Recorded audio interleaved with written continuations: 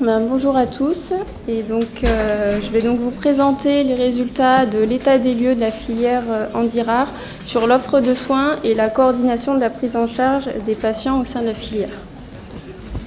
Donc une très brève introduction sur les anomalies du développement, car vous les connaissez tous. Donc elles regroupent des pathologies qui sont très hétérogènes, et bien qu'elles soient individuellement rares, elles sont donc un véritable problème de santé publique.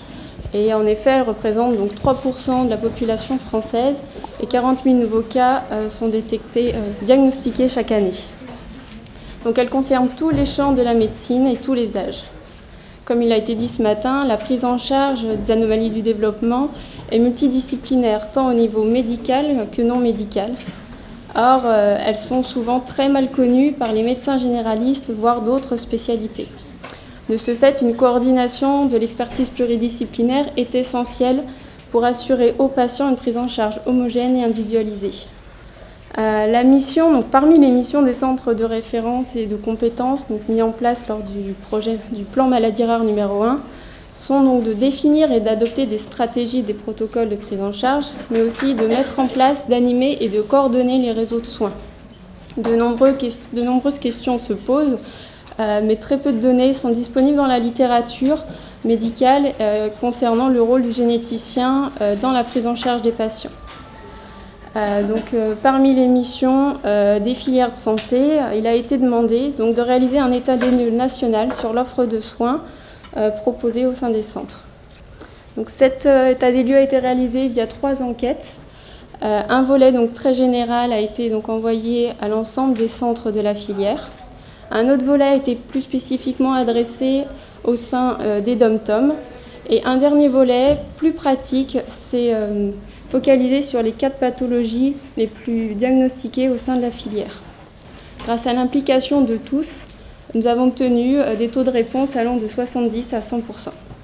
Donc, en ce qui concerne les résultats de cet état des lieux, l'offre de soins, qui inclut aussi la coordination de la prise en charge, est basée sur des consultations génétiques cliniques. Et les délais d'obtention des rendez-vous de consultation médicale sont variables d'un centre à l'autre, mais majoritairement entre 2 et 4 mois. Mais on peut noter quand même que la grande majorité des centres peuvent proposer des consultations en urgence. La durée moyenne de ces consultations est très longue, entre 45 minutes et 1 heure. La composition des équipes des centres est multidisciplinaire, mais variable entre les centres. Et l'équipe médicale se compose, en plus des généticiens, de pédiatres, de médecins de l'adulte. Et au niveau non médical, de conseillers en génétique et de psychologues, et plus rarement de kinésithérapeutes et de psychomotriciens. On peut noter que les délais de rendez-vous pour ces spécialistes varient entre 15 jours et 3 mois.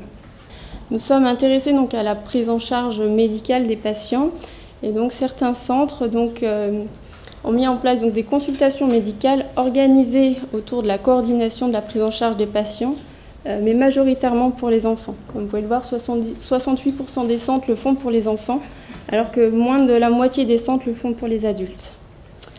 La majorité des centres organisent aussi des consultations pluridisciplinaires avec d'autres spécialistes médicaux. De nombreux spécialistes ont été référencés. Et ici, les plus fréquemment cités sont représentés, tels que des neuropédiatres, des neurologues, des pédiatres, par exemple.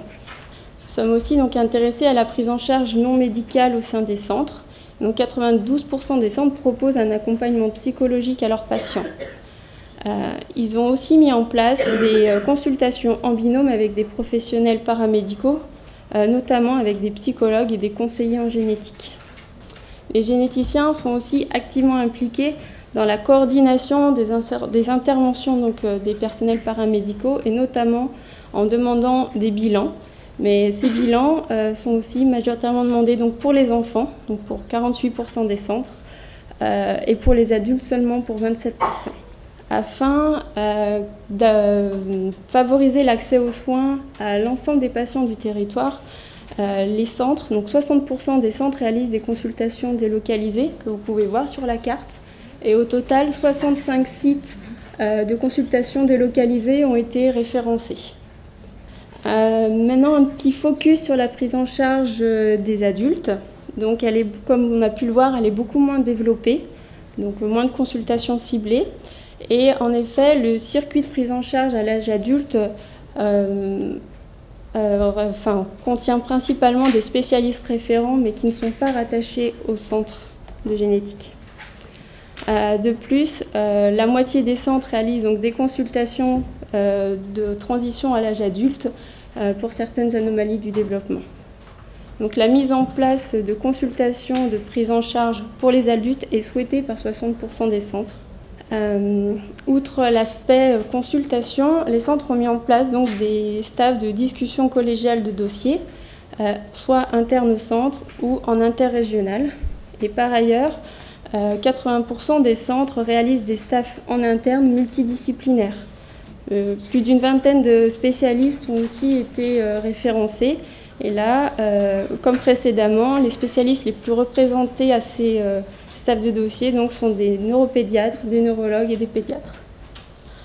Pour finir sur ce premier volet, nous sommes donc intéressés aux liens entre les centres et les MDPH et les associations. Donc, il apparaît que 49% des centres ont des liens plus formels avec les MDPH de leur région, qui se traduisent par des organisations de réunions au sein du centre de référence, mais aussi à la participation aux réunions sur demande de la MDPH. Les centres ont aussi donc des liens importants avec les associations. Donc 97% des centres informent leurs patients de l'existence d'associations de patients, et notamment lors de l'annonce du diagnostic. Et on peut noter que plus de 2/3 des centres ont au moins un professionnel impliqué dans un comité scientifique d'une ou de plusieurs associations. On peut aussi noter que les associations sont impliquées au COPIL des centres et des filières, notamment pour Handirart. Je vais vous présenter brièvement les résultats qu'on a obtenus pour les DOM-TOM. Et comme vous pouvez le voir sur la carte, 4 sites sont dépourvus de personnel local, qui serait donc indispensable pour l'activité de diagnostic, de suivi et de prise en charge, et que seuls 2 sites aussi ont la possibilité de réaliser certains examens de génétique. Cependant, tous les centres exercent une activité clinique de diagnostic pour les anomalies du développement, et celles-ci sont rendues possibles grâce aux liens qui existent avec les centres de la métropole, qu'on a pu le voir précédemment, et donc qui permettent notamment des consultations délocalisées. La dernière enquête qu'on a faite, donc là ce sont des résultats préliminaires.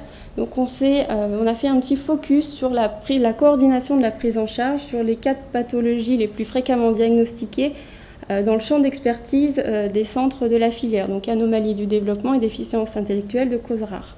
Donc suite à une extraction SEMARA, donc les 4 pathologies les plus fréquentes donc, sont la trisomie 21, la délétion 22q11, le syndrome de Noonan apparenté et le syndrome de Williams-Severen.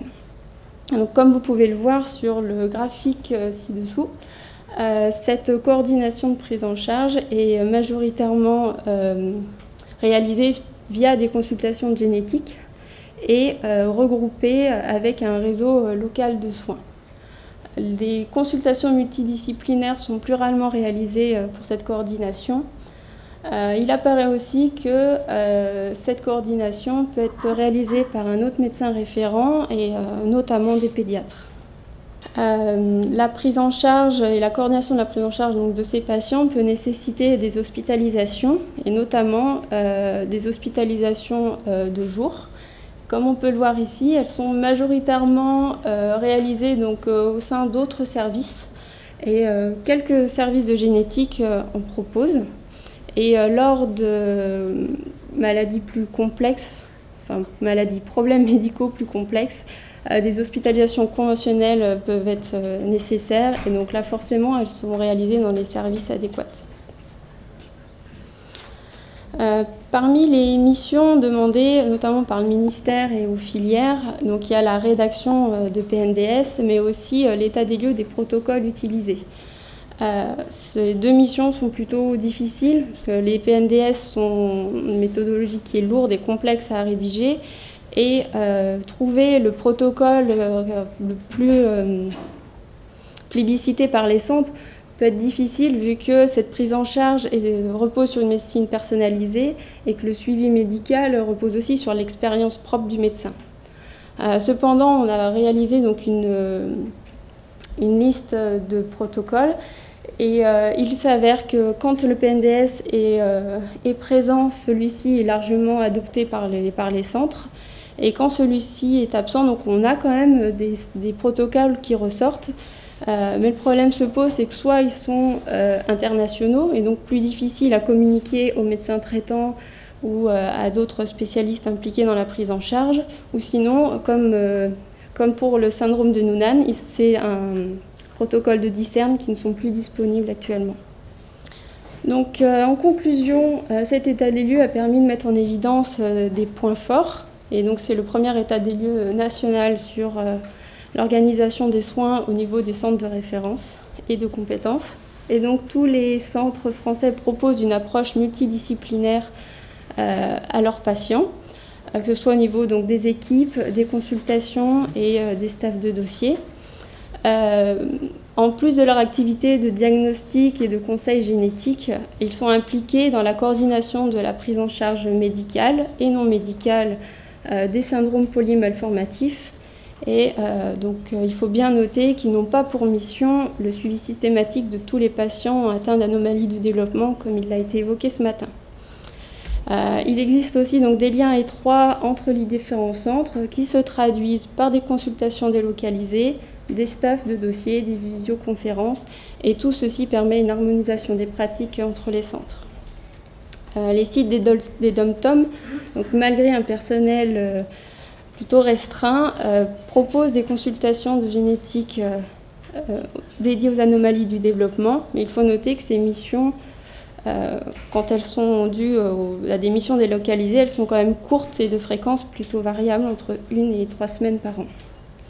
Certains points sont quand même à améliorer, qu'on a pu lister ici, notamment le délai d'obtention des rendez-vous qui reste encore long dans certains centres, que des consultations de transition et de coordination à l'âge adulte ne sont pas du tout systématiques et donc très hétérogènes d'un centre à l'autre, qu'on note aussi des sous-effectifs dans certains centres, que les psychologues sont inconstamment présents alors qu'on a bien mis en avant leur utilité, que les liens avec les MDPH seraient implémentés. On peut se poser la question sur les hôpitaux de jour, est-ce qu'il faudrait favoriser leur implantation au sein des services de génétique et bien entendu la rédaction des PNDS à dynamiser. Donc pour finir, les CLAD et les centres de compétences remplissent leur mission, proposent une approche multidisciplinaire, mais la question qui reste en suspens, c'est est-ce que tous ces points qui restent à améliorer, à renforcer, seront possibles avec les moyens actuels? Alors je vous remercie.